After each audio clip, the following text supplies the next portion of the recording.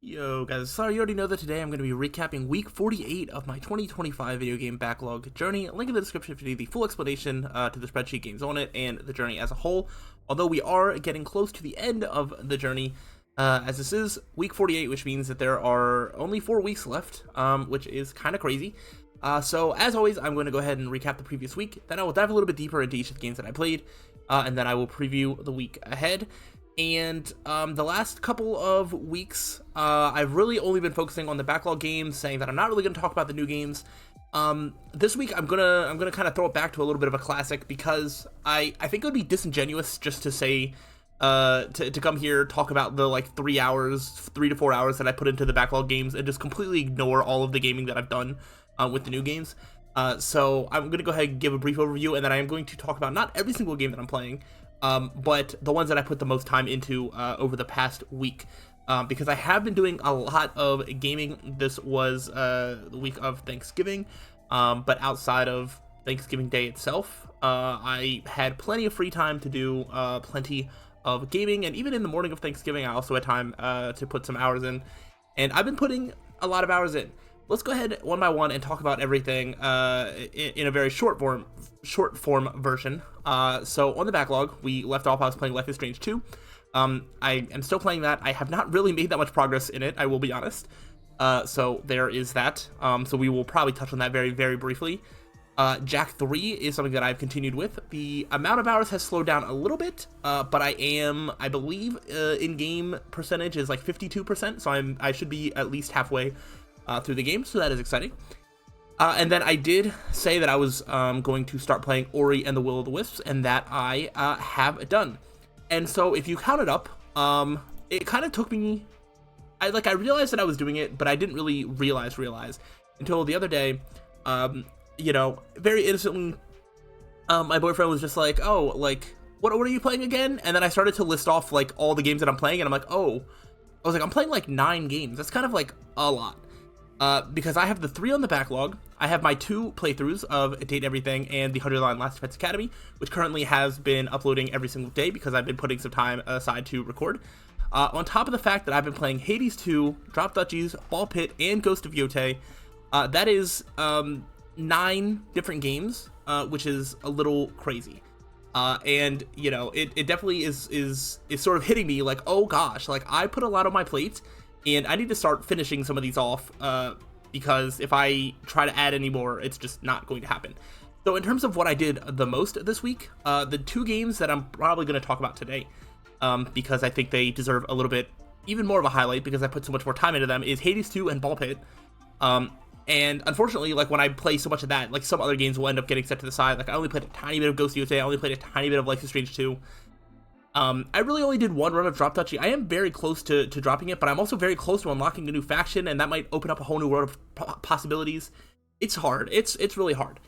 So I am going to talk about probably Hades 2 and Ball Pit, because I have put in a decent amount of time. I think over the last week alone, this is, I think, like 4 more hours than last week. Ball Pit is like 4 more hours. Everything's just kind of a couple hours here, a couple hours there. So yeah, it's been a lot. But it's been really, really fun, and I am just going to do my best to recap everything that I've played, and let's talk a little bit about all of them. So I am going to start with the backlog games, and then I will talk about the new games that I feel like talking about today.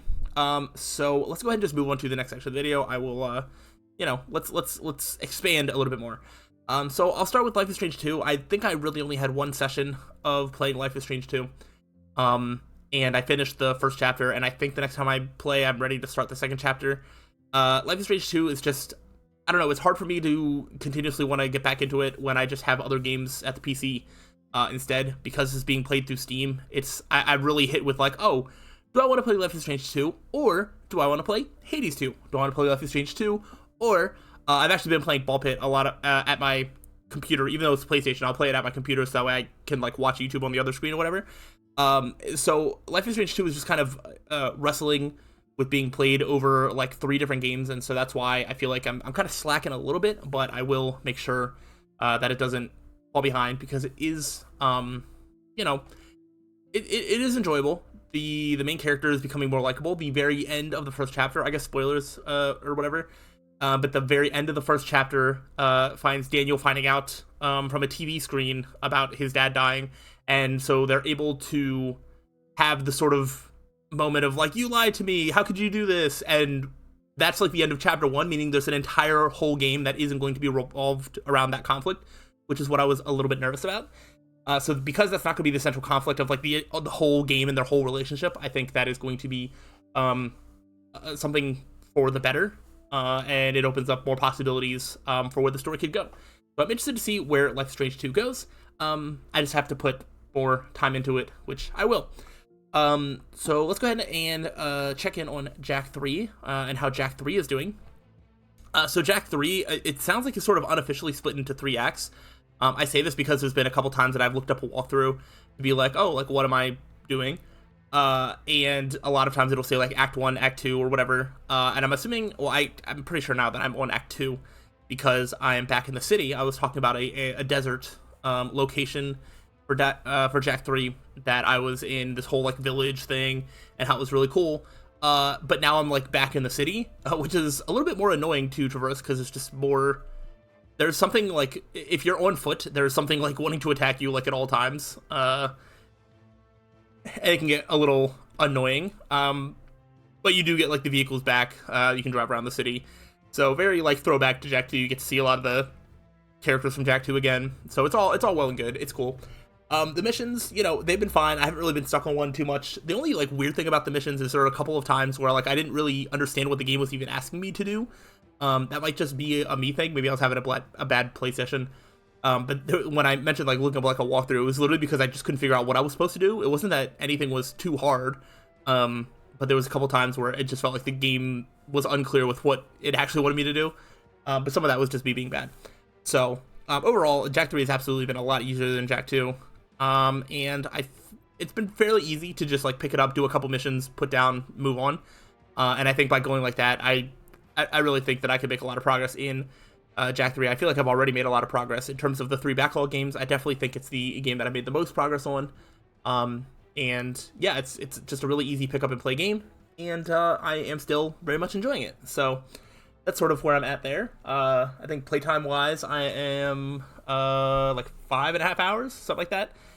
So this is 14 hours. I will say Jack 3 also has a lot of these, like, side challenges, which I just don't do. I've, like, tried to do, like, 2 of them, and it's like, oh, it's very vague. I had the same problem in the second game where it's like, it's very vague. It'll, like, show, like, an egg or something, and it's just like, get here in 10 seconds, and, like, I don't see it, so, like, I don't know where to go. And it's just more annoying than fun. So I've just been passing up on, like, literally every side challenge, meaning I don't think I'm going to take 14 hours to beat Jack 3. But we'll see. I guess I could be wrong. But yeah, so that is that. So let's move on to the final backlog game, and then I am going to touch on a couple of the new games. So Ori and the Will of the Wisp, this is the first time that I'm talking about that. As per tradition, why is Ori and the Will of the Wisp on the list? Well, it was the same reason that Ori and the Blind Forest was on the list earlier in the year. Because it's just a game that I really like the art style of, and I've heard good things. And specifically about Ori and the Will of the Wisp, I feel like I heard, like, really, really good things. Like, I feel like this was one of the games that wasn't, like, I don't know if it was, like, insanely popular, but I feel like the people that did play it were, like, raving about how amazing it is. Specifically, I remember hearing a lot of good things about the soundtrack and the visuals, and then I've heard that it's just, like, it plays, like, a little bit cleaner than the first one. So far, I would say that is probably true. It definitely feels different, which is interesting because it looks very similar. It plays very similar, but there is a little bit more polish so far. Like, the attacking feels very, like, good. I don't really know how to describe it, but, like, the attacking, just, like, the basic attack is, like, very satisfying. Unlocking abilities in a pretty quick fashion. So double jumps, dashes, things like that. It's all very well and good. Puzzles haven't been, like, too hard. Ori and the Will of the Wisp is sort of another game. I've been sort of looking up walkthroughs here and there because I feel like I'm getting lost and I'm not sure where to go. But every time I think I know where to go, I don't know, I, like, miss a jump and I'm like, oh, this jump must be impossible. And then, like, that's what I was supposed to do. Or, oh, it's this area that's clearly open. Because, like, I don't know. I think I need to trust myself more. I feel like I can actually navigate Ori and the Will of the Wisp. And I just need to trust that I actually can. Because, like, I buy maps. And when you get maps, it'll sort of highlight the whole area, so it's a lot easier to figure out, to clear everything out. So I don't know, but it is really fun. It's still very early in the game. It's like 2 hours of playtime. So it's still very early on, but it's not that long of a game. So I am excited. I haven't really had too many big like boss fights or anything like that, or really hard platforming challenges. I think I've seen that maybe this game is even slightly harder than the first one. I know the first one had a couple of brutal like platforming challenges. So I'm interested to see if Will o' the Wisp goes like too far in that department, or if it's like a really good balance and really satisfying to beat. We shall see, but I'm excited to play more. It has been fantastic. Everything that I've heard about it, I feel like has been true so far in the early game. Like the opening cutscene was really good. The music, the visuals, I'm just really excited. I really like Ori and the Blind Forest, and if this can be even better than that, then it's going to be a fantastic use of my time, which is why I wanted to play it before the end of the year. So that is super exciting. So that's all I have to say about Ori and the Will o' the Wisp for this week, and we'll touch on it more next week. But I am going to talk about 2 different games today from the new games list, and the first one that I want to revisit is Hades 2. Hades 2 is really gripping me. It is very hard to put down. it's very much it's just, I don't know, it's such an addicting game. Like I'll die and be like, no, I can do better than that, let me do one more, or I'll get further. I finally beat the second boss. Each like layer of Hades, you know, it's like it's a layer and then a boss, then a layer, then a boss. And I know the first Hades game had like 4 layers, 4 bosses, and I'm assuming this is going to be the same, and then have extra stuff afterwards. So I got stuck on the second boss for a while, and then I finally beat it, and then like the run after I unlocked a new weapon, and then I couldn't get past like the first layer. So it's like the weapons are so different, the builds are very important.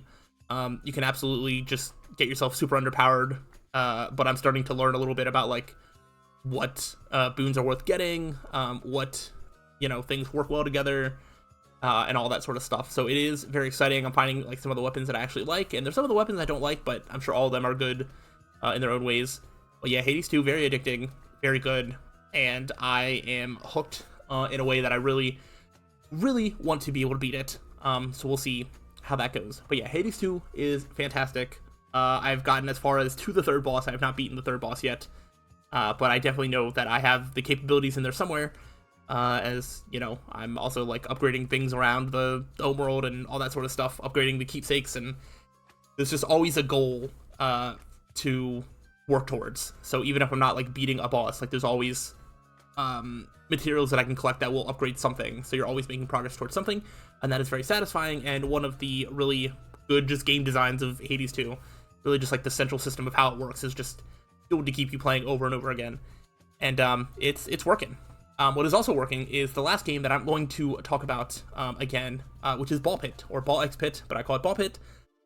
It is addicting, and it had sort of, it was settling into the, like, Ball Pit and Drop Duchy were both in a tier where it's just like, I'll play them once every other week, and because I technically will play them every so often, I'm not putting it as a completed game.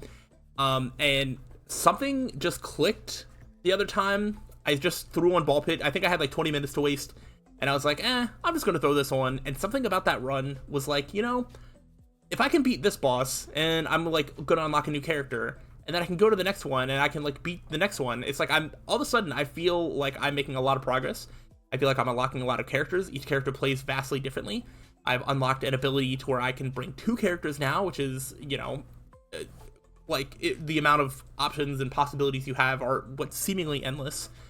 I think I only have like 2 or 3 more levels to actually like beat and complete. I think ideally I'd like to beat all the levels with all the characters. I don't know if that's realistic or not, but if I can at least beat all the levels and get all of like the main story like upgrade things. I say story, there's not really a story, but if I can get all like the main, if I can like beat like the final level or whatever, like I think that might be good enough.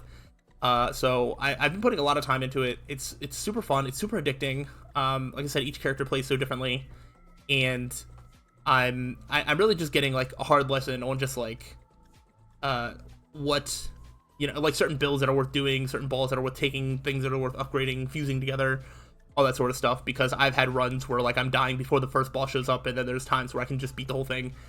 So I'm still learning, but it's a super fun thing to learn, and it's another one that like I'll do one, I'll die in 3 minutes, and I'm like, no, I can do better than that, and then I'll do one, and then I'll make it to the final boss. I'm like, no, I know I can do that, and I literally spent like 2 hours before this recording just like playing more, because I was just like, just one more run, just one more run.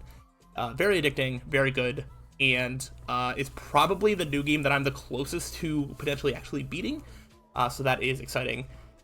And yeah, Ball Pit is definitely a game that I recommend. There's something about it that's just super addicting and super unlike anything else that I've really played, and I'm having a blast with it.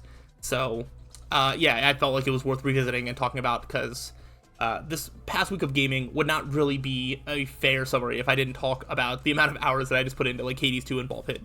And I'm probably going to do that next week, but that transitions well to a preview of the week ahead. So let's go ahead and just move to the final section of the video. So over the next week, I do work over the weekend, so there will be a lot of hours put into gaming, but once Tuesday comes around, I will have a lot of days off that I can put hours into. If I had to try and make some guesses, by next Friday, I don't know if I will have beaten any of these games. I do think Jak 3 will be one that is possible that I can beat by next Friday. When I record, or so by the next video that you see, I could have Jak 3 finished. I could have Ball Pit finished.